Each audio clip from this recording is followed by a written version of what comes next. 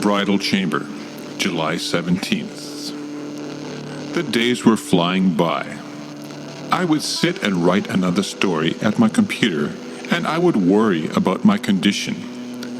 There was so much to worry about when it came to my awful situation, my health. What were those funny pains? Were they just funny pains, or were they nothing? Was I eating right?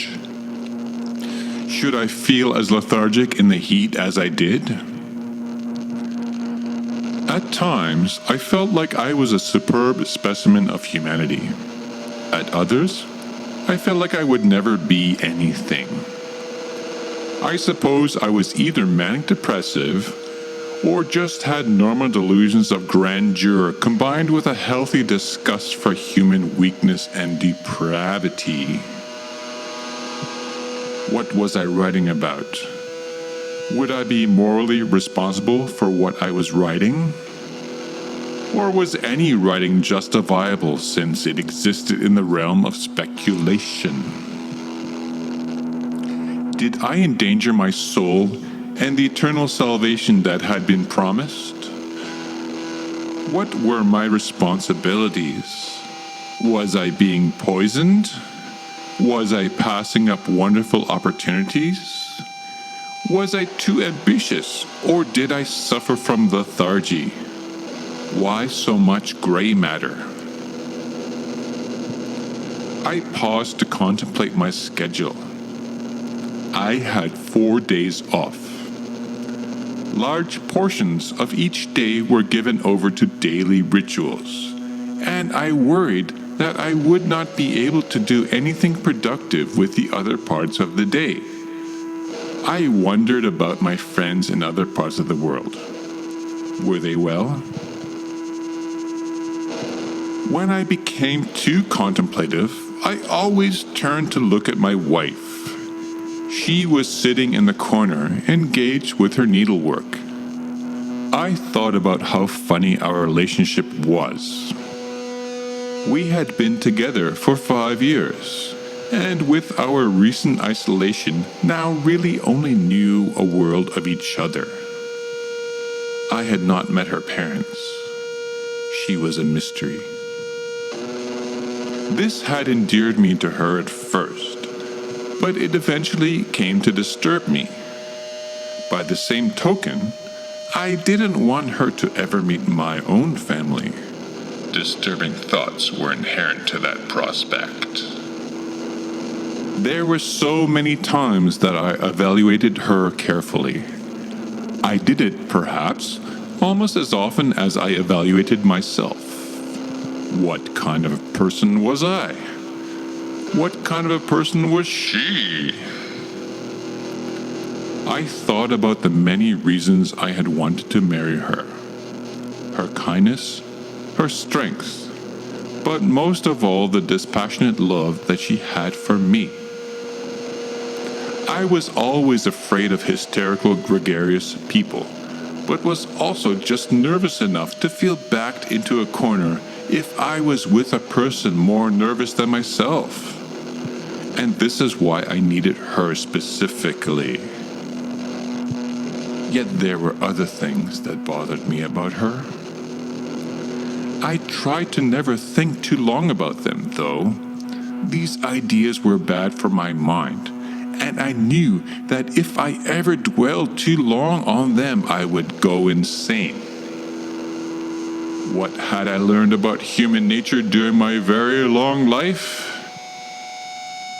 As pleased as I often was with my wife, and with myself, I was often plagued with those feelings of doubt, when I wondered if I was living my own life or somebody else's. The life of a fool. Was anything I had chosen for myself good enough for me? And then, I even began to imagine that others had these stupid thoughts as well. It came to my great surprise, however, when I slowly began to notice that my wife was changing. From a wonderful person she was changing into perfection. Where she had once been a disinterested lover, she was becoming more active in the bedroom. This I enjoyed very much. She also stopped nagging me about the small vices that I had, such as drinking regularly and maybe running a bed drunk every couple of months. Recently, she had even been keeping up with my drinking on occasion. And where she had once avoided my friends, she now made great efforts to meet them and to understand them and to keep in touch. This pleased me greatly, and our social lives improved. Where we once rarely went out, we now went out all the time. At some point, she also became more ambitious and began working 2 or 3 part-time jobs. I was worrying that one, or more, of them was illegal and had a talk with her about these activities. I found out the worst. To be able to afford the expensive gifts that she gave me, she had taken up prostitution. How could she give me something superficial by taking something precious away from me, my trust in her? I was at a loss for what to think. I said nothing, but still I looked at her again. She had grown more beautiful than she had ever been before, and I felt a glow coming from her. All of the things that I had ever liked about her had been amplified, and her smile shamed me from my thoughts. I fell in love with her again day after day after day.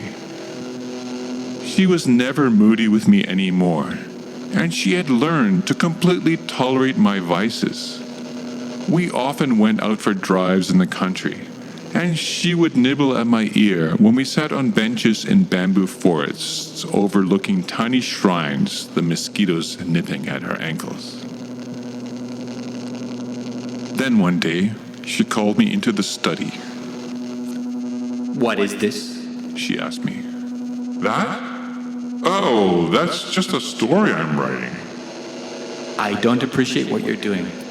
It's quite obvious that this is a story about me. You are writing about how I have changed for the better, but also that you don't know me anymore. What is it? What does it mean? Who are you going to show this to? You don't need to write about your family life. Just write about other people." "Who is going to read this, huh?"